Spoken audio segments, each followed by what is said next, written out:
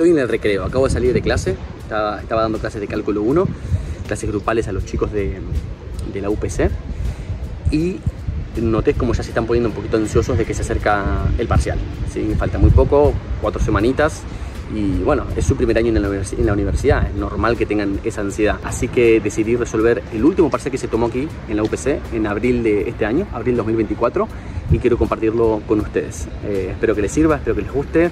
Allá vamos. Muy bien, gente, vamos a comenzar entonces con la resolución de este parcial. Vamos como siempre en orden, ejercicio número 1. Sea la función x cubo menos 2x cuadrado más x menos 1, ¿cuál de las siguientes afirmaciones sobre la existencia de raíces en el intervalo menos 1, 2 es correcta? Fíjense que nos están dando un polinomio en un intervalo cerrado.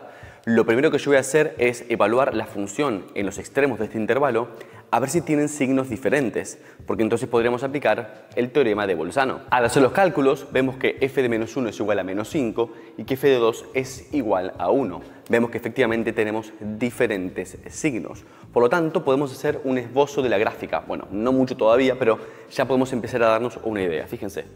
Vemos que tenemos este punto y este punto de aquí. Ahora, entre estos dos puntos sabemos que la función tiene que ser continua, porque se trata de un polinomio. Por lo tanto, como mínimo tendrá que tener una raíz, es decir, si cruza de esta forma. Ahora, también podría pasar que suba, baje y vuelva a cruzar, es decir, podríamos tener hasta 2 o 3 raíces. Recuerden que como máximo podríamos tener 3 raíces porque se trata de un polinomio de tercer grado. Así que para determinar en qué caso estamos, lo que vamos a hacer es calcular los máximos y los mínimos de esta función. Para eso vamos a calcular la derivada de esta función y la vamos a igualar a 0. La derivada nos da 3x cuadrado menos 4x más 1. Cuando lo igualamos a 0, encontramos que las raíces son 1 y menos 1/3. Luego, si estos valores los sustituimos en la función, van a ver que nos da valores negativos, ¿bien? Nos va a dar menor que 0. Por lo tanto, si vamos a la gráfica, comenzamos yendo desde este punto hasta el punto que nos da el x igual menos 1/3. Aquí, como la derivada es 0, tenemos un extremo relativo. En este caso, como veníamos creciendo, va a ser un máximo relativo. Desde ahí vamos a empezar a bajar hacia el siguiente punto crítico, que de vuelta, como la derivada nos dio 0, estamos diciendo que es un máximo o un mínimo. En este caso va a ser un mínimo relativo. Y luego va a empezar a subir nuevamente. Así que fíjense que con el esbozo de la gráfica estamos viendo que la función tiene exactamente una raíz. Así que fíjense que si vemos todas las opciones que nos dieron, la opción correcta efectivamente va a ser la B. Muy bien, ejercicio número 1 concluido. Vamos ahora al ejercicio número 2. Considere la función f derivable 4 veces y g de x la función definida pues por esta expresión. Si sabemos que el límite cuando x tiende a 0 de g de x es igual a menos 2, entonces, ¿cuál de estas creen que es verdadera? Bueno, lo primero que vamos a tener que hacer es analizar lo siguiente. Si me están diciendo que tengo un límite cuando x tiende a 0 de g de x igual a menos 2, básicamente me están diciendo que todo esto, cuando x tiende a 0, también es igual a menos 2. O sea, me están pidiendo que trabaje con un límite. Ahora, como me están pidiendo el límite cuando x tiende a 0 sobre estas expresiones, lo que yo podría hacer es sustituir al seno de 9x cuadrado y sustituir este logaritmo por sus polinomios de Taylor centrado en 0, es decir, por sus polinomios de Maclaurin. Comencemos recordando cómo es para el seno. Tenemos que el seno de t es t menos t cubo entre 3 factorial, más t a la quinta entre 5 factorial, y así hasta el infinito, cuando t tiende a 0. Entonces, en este caso, fíjense que nuestra t sería 9x cuadrado, y como x tiende a 0, pues t estaría tendiendo a 0. Entonces, si aquí en vez de t pongo 9x cuadrado, nos estaría quedando 9x cuadrado menos 9x cuadrado al cubo entre 3 factorial y así hasta el infinito. El tema es que nosotros tenemos que saber dónde truncar este polinomio. Y para eso recuerden que vamos a observar lo que está pasando en el denominador. Fíjense que aquí lo que podemos hacer es aplicar propiedades de los logaritmos y este 2 que está aquí, pues pasarlo aquí delante. Nos quedaría de esta forma y fíjense que este corchete pues ya no lo necesitaríamos.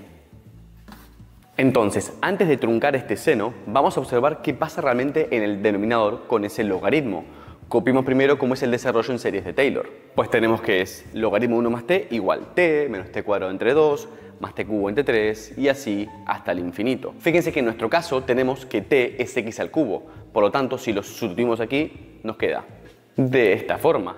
Fíjense que si tomamos solamente la primera componente, nos quedaría de grado 3. Si ya pasamos a la siguiente, nos queda de grado 6 y esto empieza a aumentar muy rápidamente.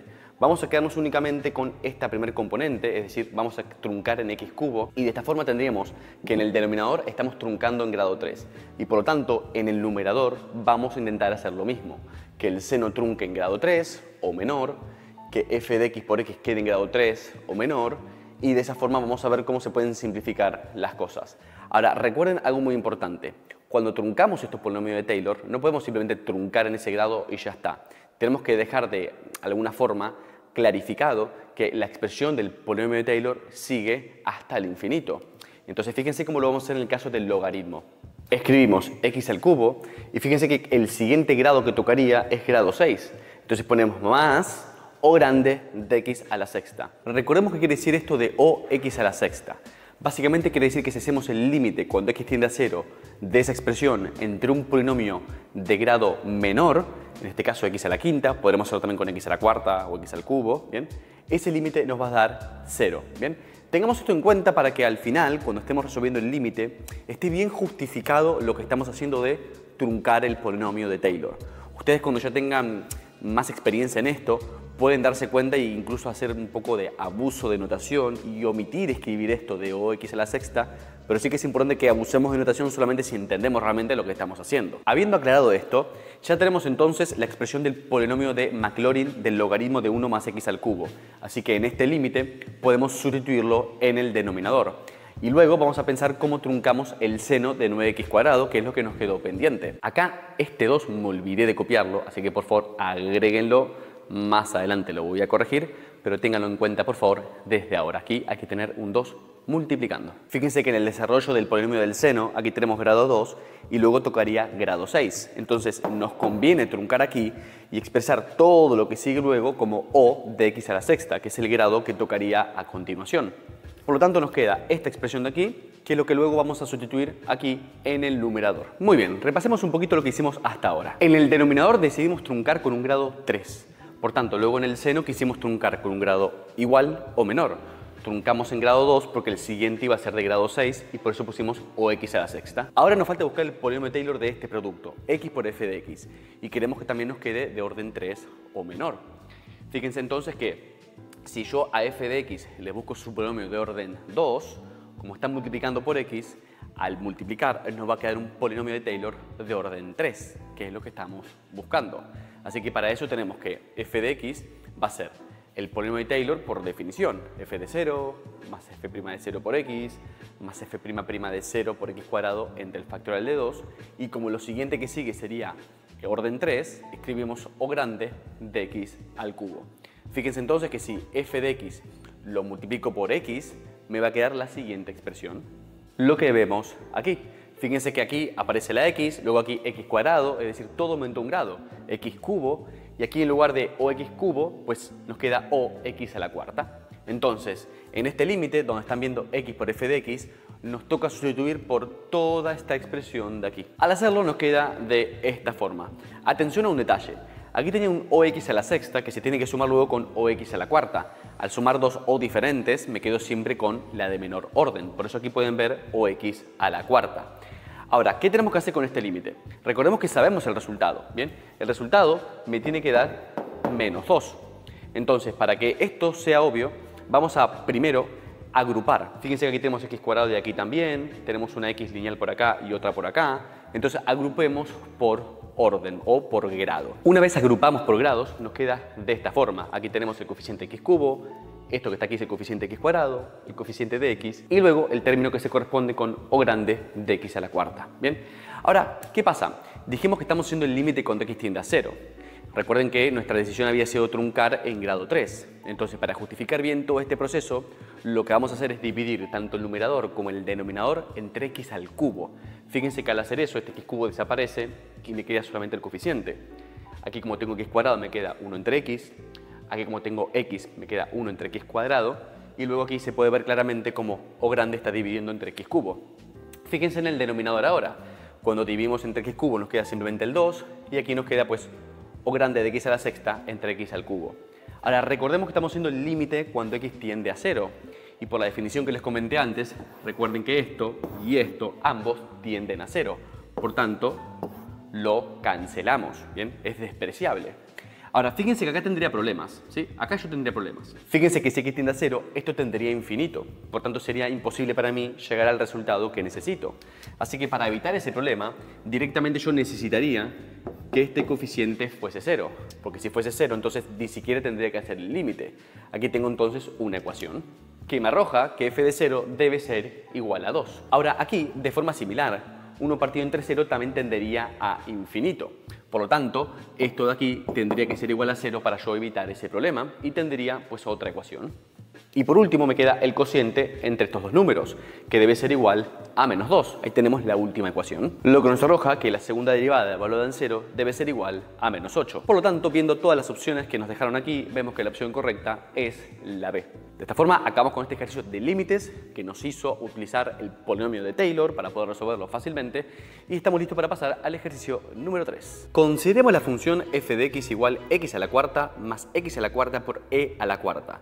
Entonces tenemos que, al derivar la función 2024 veces y evaluarla en 0, esto nos da alguna de las opciones que nos ponen acá. Obviamente no nos vamos a poner a derivar esta función 2024 veces para llegar a esta solución. Este es un problema típico de lo que se conoce como la derivada enésima. El truco está en recordar que el desarrollo de Taylor de una función esconde los valores de sus derivadas. Por ejemplo, si yo copiara el polinomio de Taylor de orden 2 de una cierta función, es decir, de esta forma, bien, fíjense, tengo el polinomio de Taylor de orden 2 centrado en 0, bien, supónganse que me interesa conocer el valor de la segunda derivada. Pues yo tengo que ir a buscar al coeficiente x cuadrado y encontraría que aquí el coeficiente esconde la información que yo necesito. Es decir, el coeficiente, que yo lo puedo llamar alfa, esconde de alguna forma el valor de la segunda derivada. Para eso solamente tendrá que multiplicar por 2. Es decir, de esta forma. Ahora, aquí lo estoy diciendo con la segunda derivada, pero si yo quiero generalizar, lo que vamos a usar es lo siguiente. Que este coeficiente alfa no es que va a multiplicar a 2, sino que va a multiplicar al factorial de n, donde n es el orden de la derivada que estamos buscando y alfa es el coeficiente que acompaña al monomio de grado n. Teniendo esto en cuenta, vamos a poder resolver este problema muy fácil. Venga, les muestro. Comencemos primero con este trozo, con e a la x a la cuarta. Bien, luego nos ocupamos de la otra parte. Para eso recordemos que e a la x es, en el desarrollo en series de Taylor, la sumatoria de x a la n entre n factorial, desde n igual a 0 hasta infinito, bien, si queremos todo el polinomio de Taylor, que es infinito. Entonces, a partir de aquí vamos a modificar nosotros, porque tenemos e a la x a la cuarta, bien, no tenemos e a la x. Entonces aquí, donde dice x, vamos a sustituir por x a la cuarta, de esta forma. Fíjense que ahora 4 y n se multiplican y nos quedaría de esta forma. Ahora fíjense que aquí n va tomando valores en los naturales. Cuando toma 0 nos queda x a la 0, es decir, nos queda el término independiente. Cuando n vale 1 nos queda x a la cuarta. Cuando n vale 2 nos queda x a la octava. Eso nos está diciendo que el desarrollo de Taylor de e a la x a la cuarta solamente va a tener como monomios aquellos que tengan grado 4, 8, 12, 16 y así sucesivamente. Recuerden que el coeficiente que a nosotros nos interesa es el coeficiente que acompaña a x elevado a la 2024, que es la derivada que estamos queriendo calcular. Bien, entonces estamos en la búsqueda de ese valor de alfa. Entonces yo les pregunto a ustedes, ¿para qué valor de n vamos a encontrar aquí 2024? Pues sí, para n igual 506. Cuando n sea 506, aquí tendremos x a la 2024 y por tanto el coeficiente alfa, que es 1 partido n factorial, es el coeficiente que estamos buscando. Por lo tanto, cuando e a la x a la cuarta lo derivemos 2024 veces, si aplicamos esta fórmula, veremos que el valor que nos arroja es el siguiente. El que vemos aquí, donde 1 dividido 506 factorial, recuerden, es el valor de alfa que encontramos, y la fórmula nos dice que usemos n factorial, donde n es el orden de la derivada. Entonces, como queremos la derivada 2024, aquí tenemos 2024 factorial. Bien, hasta aquí tenemos lo que sería la derivada 2024 de este trozo. Luego a este resultado tenemos que sumarle la derivada 2024 de este otro trozo. Así que vamos a trabajar ahora con esta expresión. Fíjense que recién dijimos que e elevado a x a la cuarta nos daba esta sumatoria, la sumatoria de x a la 4n entre n factorial. Si ahora esto lo multiplicamos por x a la cuarta, pues nos quedaría de esta forma. Fíjense que x a la cuarta multiplica por x a la 4n, por tanto podríamos sumar exponentes. Y de forma análoga, quiero entender para qué valor de n aquí en el exponente tengo 2024. Al hacer los cálculos nos da que n es 505, por tanto el valor de alfa en este caso va a ser 1 partido 505 factorial. Luego, multiplicando por n factorial, tendríamos la derivada 2024 de este trozo. Es decir, nos queda de esta forma. Ahora recordemos que tenemos que sumar estas dos expresiones para tener la derivada de la función f de x, ¿bien? Es decir, la suma de estas dos derivadas que habíamos tomado de forma independiente. Al hacer la suma, fíjense que el 2024 factorial lo podemos extraer como factor común. Entonces nos quedaría escrito de esta forma. Por lo que si se fijan, la opción correcta de entre todas las que nos dieron a elegir es la A. De esta forma acabamos con este tercer ejercicio y podemos pasar al número 4. Sea f definida desde el intervalo AB en reales, una función tal que para algún c perteneciente al intervalo AB, tenemos que el límite cuando x tiende a c de esta función es igual a L, siendo tanto c como L números reales. Para todo epsilon mayor que 0, tenemos delta en función de epsilon también mayor que 0, tal que satisface la expresión de aquí. Diga entonces cuál de las siguientes afirmaciones es correcta. Y nos ponen todas estas opciones de aquí. Ahora, gente, antes de meternos en esto, creo que es necesario que le perdamos un poco de miedo a esto, porque se ve bastante complicado y no es más que la definición de epsilon delta para el límite. Fíjense que el enunciado me está diciendo claramente que el límite cuando x tiende a c de la función existe y vale L. ¿Bien? Sabemos que el límite existe. Y luego me lo vuelve a repetir, pero utilizando la definición epsilon delta.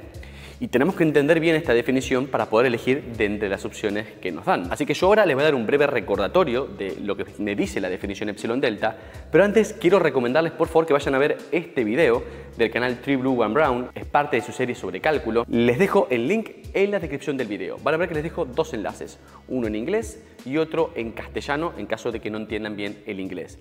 ¿Por qué quiero que lo vean? Porque explica la definición epsilon delta utilizando animaciones y es mucho más enriquecedor. Yo voy a intentar hacer lo mismo sin usar animaciones. Supongamos que tenemos la gráfica de esta función definida para todo R, salvo quizás en x igual a c, donde pongo un agujero. Aquí nos está diciendo que el límite cuando x tiende a c nos da igual a L. Bien, por eso aquí pongo L para x igual a c. Pero lo que queremos entender es la definición epsilon delta para límite. Fíjense cómo comienza. Nos dice que para todo epsilon mayor que 0, es decir, para cualquier cantidad arbitrariamente pequeña que yo pueda elegir, existe un delta en función de ese epsilon también mayor que 0, ¿bien? Y cuando usamos delta y epsilon, acuérdense, se refiere a cantidades muy pequeñas, ¿bien?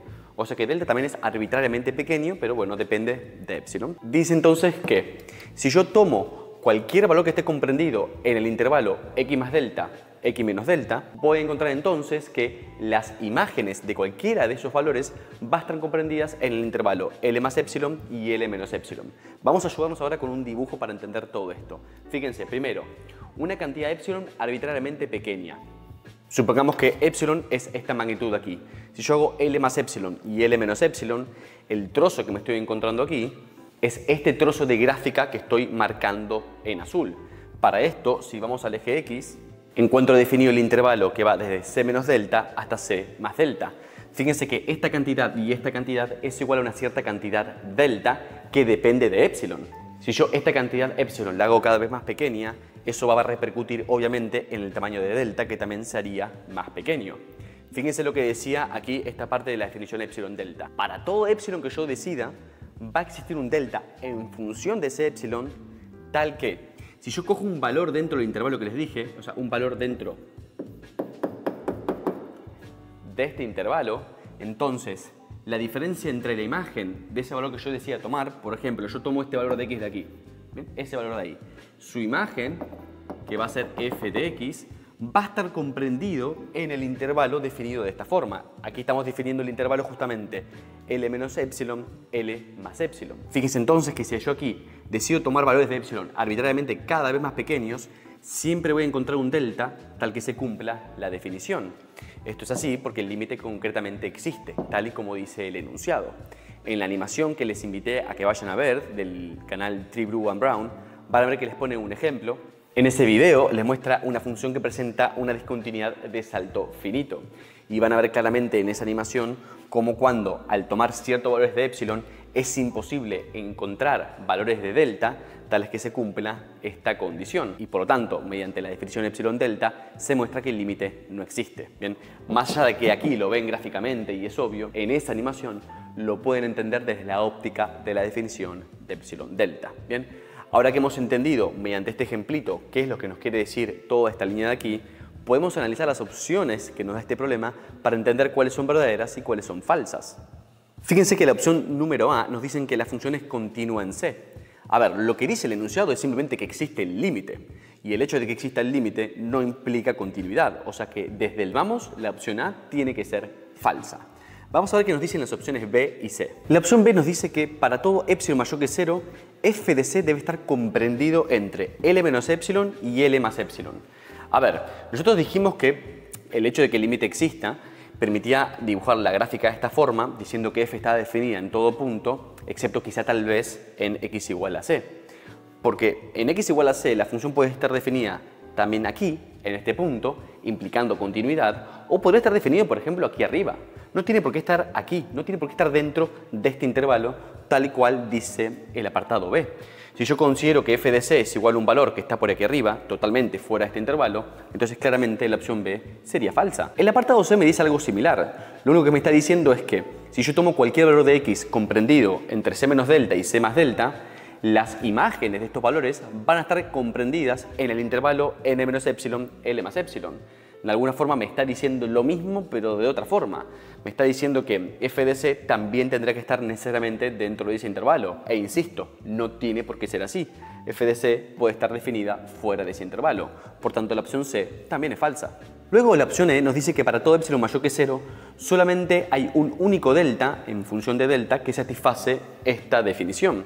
Lo cual es falso, porque si nosotros tenemos aquí, por ejemplo, un valor de delta, delta sub 2, y un valor de delta, delta sub 1, cualquier valor de delta más pequeño que yo tome de ellos me va a dar un intervalo más pequeño centrado en C. Es decir, fíjense que con el ejemplo gráfico que estoy dando yo, alrededor de C me queda un delta más grande y un delta más pequeño.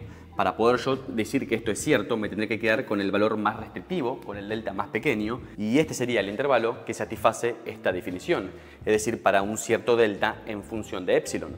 Pero si yo quisiera, podría tomar intervalos más pequeños todavía, es decir, podría tomar deltas más pequeños.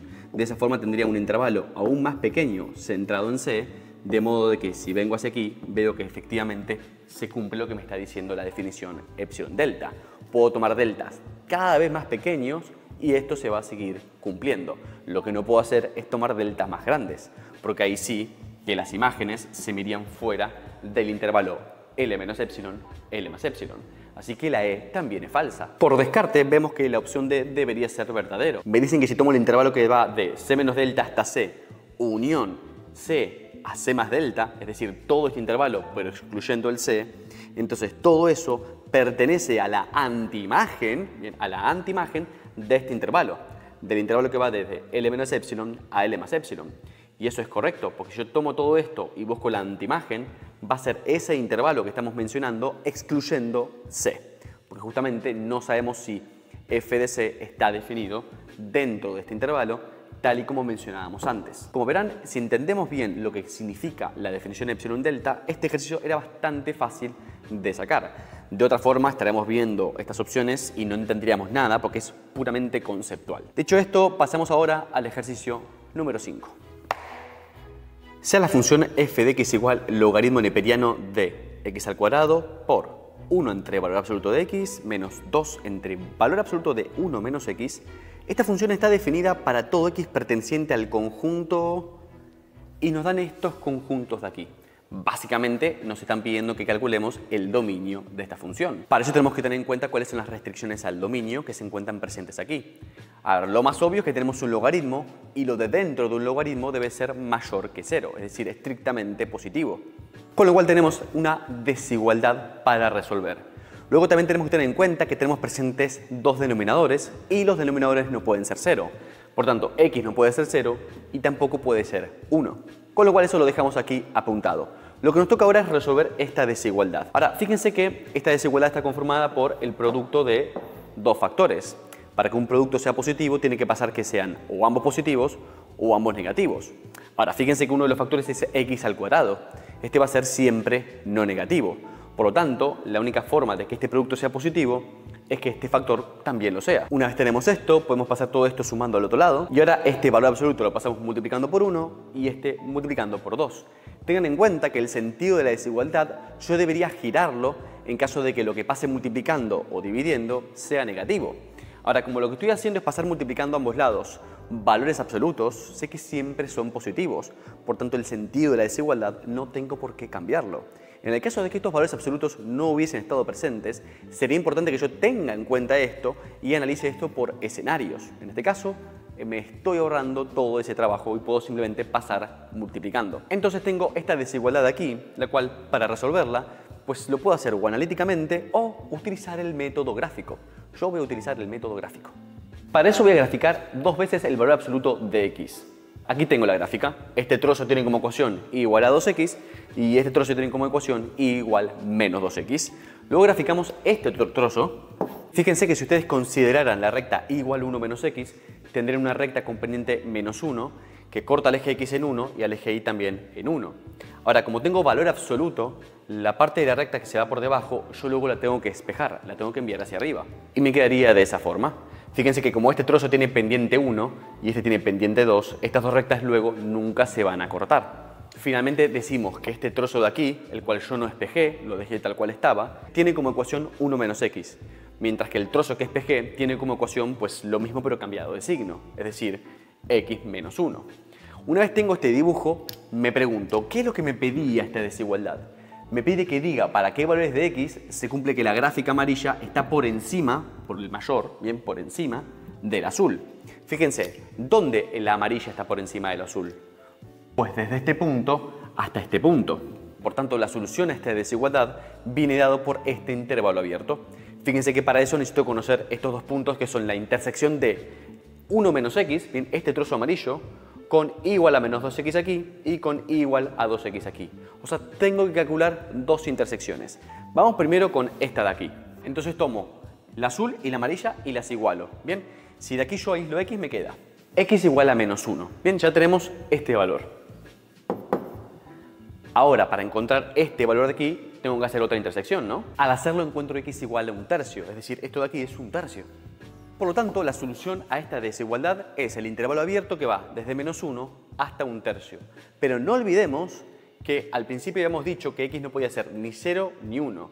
Por tanto, la solución final a este ejercicio, es decir, el dominio de esta función, viene dado por el intervalo que va desde menos 1 hasta 1/3, excluyendo el 0. Por lo que si vemos las opciones entre las cuales podíamos elegir, vemos que la opción correcta es la C. Pues está haciendo que el intervalo vaya de menos 1 hasta 0 y luego desde 0 hasta 1/3. Es decir, está excluyendo el 0. De esta forma concluimos con este ejercicio de dominio, bien, el ejercicio número 5. Estamos muy cerquita del final, así que vamos a seguir ahora con el número 6. En este ejercicio se da la función y de x, donde se dice que y de 0 es mayor que 0. Y esta función está dada de forma implícita mediante la ecuación y a la x menos x por y más y cuadrado menos 5 igual a 0. Nos dice entonces que el polinomio de Maclaurin de grado 2 es alguna de estas opciones de acá. Recuerden que al decir polinomio de Maclaurin es polinomio de Taylor centrado en 0. Así que para eso necesitamos calcular la función evaluada en 0, la primera derivada evaluada en 0 y la segunda derivada evaluada en 0. Y como la función está dada de forma implícita, vamos a tener que utilizar derivación implícita. Primero comencemos por buscar el valor de la función en 0. Para eso, sustituimos a x por 0 en esta expresión y aislamos y. Fíjense que nos queda e a la 0 que es 1, esto se cancela porque es 0 por y, pues 0. Y entonces nos queda que y puede ser 2 o menos 2. Pero como el enunciado pedía que y de 0 sea mayor que 0, nos vamos a quedar con la primera alternativa, y igual 2. Ya tenemos el valor de la función evaluada en 0. Ahora vamos a calcular la primera derivada. Comencemos entonces a derivar. La derivada de a la x es e a la x. Luego tenemos una resta, así que propongo siempre poner menos y un paréntesis para no cometer errores de signo. Y tenemos que hacer la derivada de un producto, ¿bien? La derivada de x por y. Entonces hacemos la derivada del primero por el segundo sin derivar, es decir, 1 por y, más el primero sin derivar, o sea, x sin derivar, por la derivada del segundo, y la derivada de y es y'. Cerramos paréntesis y venimos a la derivada de y cuadrado. La derivada de y cuadrado es 2y. Y aplicando regla a la cadena, tengo que multiplicar ahora por la derivada de y, es decir, por y'. Y para acabar tengo la derivada de menos 5, que es simplemente 0. Ahora que tenemos esta expresión, tenemos que sustituir el punto de interés. Recuerden que nuestro punto de interés es x igual a 0 e y igual a 2. Así que al sustituir, nos queda esta expresión. Y si trabajamos un poco, vemos que la derivada toma como valor un cuarto. Ahora que tenemos el valor de la primera derivada, vamos a calcular el valor de la segunda derivada. Para eso vamos a trabajar desde esta expresión que tenemos aquí y vamos a volver a derivar, es decir, derivamos implícitamente esta expresión. Sin embargo, mi consejo es que antes de empezar a derivar a lo loco, trabajemos un poco con esta expresión para intentar dejarla lo más acomodada posible. Es decir, por ejemplo, este paréntesis con este menos adelante me parece un poco molesto, así que voy a distribuir este menos dentro del paréntesis. Y ahora sí, ¿qué voy a derivar? La derivada de la x es la x, la derivada de y es y'. Aquí tengo x por y' con un menos adelante, así que al igual que antes voy a poner menos, abro paréntesis y hago la derivada de un producto. Tengo la derivada del primero por el segundo sin derivar, es decir, 1 por y', y a esto tengo que sumarle el primero sin derivar por la derivada del segundo. El primero sin derivar es simplemente x y la derivada del segundo es y''. Cierro paréntesis y vengo ahora a la derivada de este producto. Bien, el producto lo puedo pensar como 2y por y'. Así que la derivada del primero sería pues 2y' por el segundo sin derivar, es decir, por y'. Más el primero sin derivar, que es 2y, por la derivada del segundo, es decir, y'. Desde esta expresión, lo que yo puedo hacer ahora es sustituir los valores de x, de y y de la derivada. Es decir, a x por 0, a y por 2 y la derivada por 1/4. Y nuestra única incógnita va a ser y'. Una vez que sustituimos, tenemos que hacer cálculos. Aquí tengo e a la 0, que es simplemente 1, menos 1/4. Luego aquí tengo 0 por y', que se cancela y me queda solamente 1/4 que está restando. Aquí tengo 1/4 cuadrado, que es 1 entre 16, por 2, 1 entre 8. Y finalmente tengo 4y'. Luego tengo menos 1/4, que es menos 2/4, o sea, menos 1/2. Luego 1 menos 1/2, pues es 1/2. Y para sumar 1/2 más 1/8 hago denominador común, es decir, multiplico por 4 arriba y abajo. Estos son 4/8. 4/8 más 1/8 son 5/8. Y aislando y', tenemos que el valor de la segunda derivada es menos 5 entre 32. Con todos estos datos puedo construir el polinomio de Taylor. Tomando la función evaluada en 0, la primera derivada evaluada en 0, la segunda derivada evaluada en 0, recuerden que aquí tengo que agregar el 2 factorial, por tanto aquí quedaría pues 64. Con lo cual nos queda de esta forma. Y si vemos las opciones que nos dieron, vemos que la opción correcta es la A. De esta forma concluimos con el ejercicio 6, nos quedan 2 ejercicios, estamos cerca de acabar, vamos ahora con el número 7. Considere la función f de x igual x menos 2x dividido entre la raíz cuadrada de x a la cuarta más x cuadrado. Y considere también las siguientes afirmaciones. Primero, f de x tiene una discontinuidad de salto en x igual a 0. Segundo, f de x tiene una discontinuidad evitable en x igual a 0. Tercero, la gráfica de f de x no tiene ninguna asíntota. Y cuarto, la gráfica de f de x solo tiene asíntotas oblicuas. Marque la opción correcta. Y nos dan estas opciones de aquí. Para saber cuáles de esas opciones son correctas, tenemos que ver el valor de verdad de estas afirmaciones, una por una. Fíjense que lo primero que tenemos que notar de esta función es su dominio. El dominio son todos los reales excepto el 0, porque para 0 se anula el denominador. Fíjense que no tenemos ningún problema con otros valores de x, porque más allá de que tenemos una raíz cuadrada, dentro de esta raíz cuadrada tenemos x a la cuarta más x cuadrado, que siempre va a ser no negativa. Lo primero que nos conviene hacer es analizar el límite cuando x tiende a 0, pues de esa forma vamos a poder ver si tenemos o no un salto en x igual a 0. Así que vamos a calcular ese límite. Lo primero que vemos es que si hago el límite respecto a cada uno de estos sumandos, esto tiende a 0, no hay ningún problema, pero aquí tendremos 0 entre 0, que es una indeterminación. Así que vamos a ver qué podemos hacer con esta expresión para salvar esta indeterminación. Lo primero que nos conviene hacer es extraer el factor común x cuadrado dentro de esta raíz, para que adentro de la raíz nos quede un producto, es decir, este producto de aquí, porque al tener un producto podemos aprovechar que la raíz cuadrada la podemos distribuir respecto de cada uno de los factores, es decir, de esta forma. Y ahora raíz cuadrada con exponente lo podemos cancelar, teniendo mucho cuidado que nos queda valor absoluto de x, es decir, nos queda de esta forma. Mucho cuidado, porque si se olvidaban de poner el valor absoluto de x, ¿qué les iba a pasar? Que iban a simplificar x con x, iban a seguir operando e iban a decir que el resultado es menos 2. Pero eso estaría mal, porque el hecho de que aquí tengamos un valor absoluto de x hace que tengamos que sí o sí calcular los límites laterales. No nos da lo mismo hacer el límite cuando x tiende a 0 por derecha que cuando hacemos el límite cuando x tiende a 0 por izquierda. Fíjense que cuando hacemos el límite cuando x tiende a 0 por derecha, Podemos prescindir del valor absoluto y copiar simplemente x, porque el valor absoluto de algo positivo pues ya es positivo. ¿Bien? Cuando nos acercamos a 0 por derecha, nos acercamos por valores positivos. En este caso, fíjense que se simplificaría x con x, tal y como les comentaba, y al tender esta x a 0 nos quedaría menos 2 entre 1, lo cual sí daría como resultado que es menos 2. Pero cuando hacemos el límite, cuando x tiende a 0 por izquierda, al quitar el valor absoluto tenemos que anteponer un menos adelante, porque el valor absoluto de algo negativo es esa cosa negativa cambiada de signo. Por eso tengo menos x. Con lo cual, al simplificar x con x y simplificar este menos con este menos, nos queda que el valor del límite por izquierda es 2. Los límites laterales no coinciden, por tanto, no existe el límite. Y aún más, como el salto entre estos valores, es decir, entre menos 2 y 2, viene dado por una cantidad finita, en este caso una diferencia de 4 unidades, decimos que en x igual a 0 tenemos una discontinuidad de salto finito.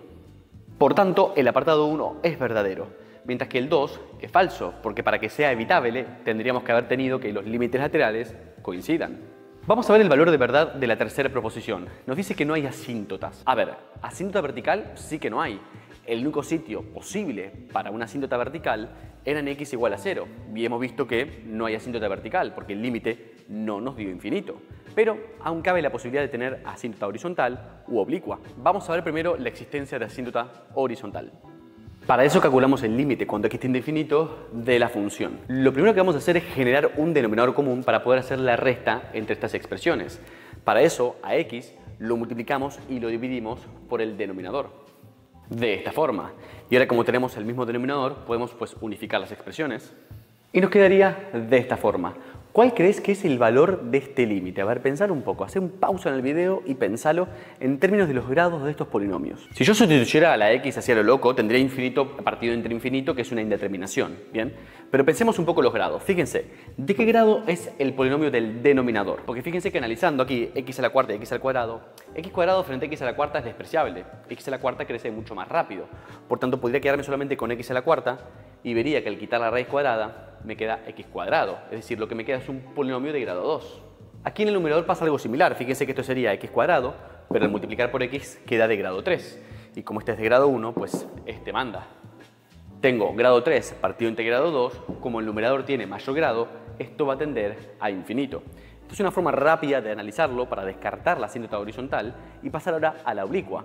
Sin embargo, esto lo pueden pensar de forma más rigurosa trabajando con límites y van a llegar exactamente a la misma conclusión. Si quieren intentarlo, pueden comenzar por extraer factor común x cuadrado aquí dentro y x en el numerador. Esos son unos buenos primeros pasos para que lleguen a la misma conclusión, que este límite da infinito y por tanto no hay asíntota horizontal. Vamos ahora a analizar la existencia de una asíntota oblicua. La ecuación de la asíntota oblicua es la de una recta, y igual m por x más n. Primero calculamos la pendiente. La pendiente viene dada por el límite, cuando x tiende a infinito, de la función dividido entre x. Fíjense que si esta función la dividimos entre x, aquí quedaría un 1, y aquí esta x se simplificaría y quedaría simplemente el 2. Fíjense que al hacer eso nos quedaría esta expresión, por lo tanto, si x tiende a infinito, aquí tendremos 2 partido de infinito, lo cual tiende a 0, y nos queda únicamente 1, o sea que ya tenemos el valor de la pendiente de la asíntota oblicua, si es que esta existe, claro. Para acabar de asegurarnos que existe esta asíntota oblicua, nos falta encontrar el otro valor, el valor de n. Para eso hacemos el límite cuando x tiende a infinito de la función menos m por x, pero como m vale 1, pues menos x. Fíjense entonces que si a la función le restamos x, esta x se va a cancelar, nos quedaría solamente esta expresión. Y de forma similar a como lo pensamos antes, en la asíntota horizontal, vemos que aquí debajo tendríamos un orden 2, mientras que aquí tenemos orden 1. Como abajo tengo mayor orden, este límite tiende a 0. Insisto en que pueden hacerlo más paso a paso si sacan factor común x cuadrado dentro de esta raíz. Van a llegar a la misma conclusión. Por tanto, como m vale 1 y n vale 0, tenemos que la asíntota oblicua tiene como ecuación y igual a x. Fíjense entonces que la afirmación de que no hay asíntotas claramente es falsa. Y como solo hemos encontrado asíntota oblicua, pues esta es verdadera. Por lo tanto, viendo todas las opciones que nos dieron antes, vemos que la opción que cuadra es la opción C. De esta forma terminamos con el séptimo ejercicio y pasamos al último, al octavo. Dada la función f de x igual menos raíz cúbica de x al cuadrado menos x todo al cuadrado, esta función tiene un máximo relativo en... y nos dan estas opciones de aquí. Para poder saber cuáles de estas opciones son correctas, claramente tenemos que calcular los extremos relativos y clasificarlos. El primer paso para encontrar estos máximos y mínimos relativos es calcular la derivada de esta función. No sin antes, claro, tener en cuenta cuál es el dominio. Fíjense que el dominio son todos los reales, así que ahora sí, a derivar. Lo primero que hago antes de derivar es reescribir esta función utilizando exponentes fraccionarios. Es decir, en vez de raíz cúbica, lo que hago es usar este 2 y este 3 y escribir, pues, 2/3. Porque ahora, para derivar esta expresión, puedo hacerlo utilizando la regla de las potencias. Es decir, este 2/3 baja multiplicando, se resta 1 en ese exponente, quedándome menos 1/3, y ahora aplico regla de la cadena. Es decir, multiplico por la derivada de la base de esa potencia. Si acomodamos un poco esta expresión, tenemos que la derivada viene dada por esta expresión. Recuerden que los puntos potenciales de ser máximos y mínimos relativos no son únicamente aquellos valores que hacen que la derivada sea 0, sino también aquellos puntos donde la derivada no está definida. Fíjense que la derivada no está definida para aquellos valores de x que hacen que el denominador se anule. Fíjense que el denominador se anula cuando x cuadrado menos x es igual a 0. Es decir, tanto para x igual a 0 como para x igual a 1 tenemos potenciales máximos y mínimos relativos. Y a su vez, los puntos donde la derivada se anula, bien, los puntos críticos. Para eso lo que hacemos es igualar a 0 el numerador. Vemos que el numerador se anula cuando 2x menos 1 es 0, o sea, cuando x es igual a 1/2. Por tanto, nuestros candidatos para máximos y mínimos relativos van a estar en x igual a 0, x igual a 1/2 y x igual a 1. Finalmente podemos clasificarlos usando el criterio de la primera derivada. Lo que tenemos que hacer es escoger valores que estén comprendidos en estos intervalos. El primer intervalo sería para x menor que 0. Podemos escoger, por ejemplo, el menos 1 y reemplazarlo en la derivada. Una vez que lo reemplacemos en la derivada, van a ver que el valor que obtienen es positivo. Por tanto, la función es creciente en el intervalo dado de menos infinito a 0. Luego, entre 0 y 1/2, podemos escoger, por ejemplo, el 1/4. Si reemplazan x igual a 1/4 en la expresión de la derivada, van a ver que les da negativo. Por tanto, la función es decreciente en ese intervalo. Luego, entre 1/2 y 1, podemos escoger, por ejemplo, 3/4. Si lo sustituyen en la derivada que tenemos aquí, hacen los cálculos, van a ver que les da positivo, por tanto, la función es creciente en este intervalo. Y para acabar, si sustituyen, por ejemplo, el 2, van a ver que les da negativo, por tanto, la función es decreciente en este intervalo. Tenemos entonces un máximo en 0, un máximo en 1 y un mínimo en 1/2. Por lo que si vemos las opciones que nos habían dado, vemos que la opción correcta es la D. Tenemos máximo en 0 y máximo en 1. De esta forma acabamos con la resolución de este examen parcial de la UPC, Escuela Técnica Superior de Ingeniería Industrial de Barcelona. Espero que les haya gustado, que les haya servido y tengan en cuenta que creé una lista de reproducción especial para los exámenes de esta universidad, pues es donde yo doy clases particulares de Cálculo 1 y Cálculo 2 en la Academia ACES. Así que si les interesa estar al tanto de nuevos videos sobre exámenes parciales y finales, tanto de Cálculo 1 como de Cálculo 2, fíjense que en la descripción del video van a encontrar los enlaces a esas listas de reproducción. Nos vemos la próxima.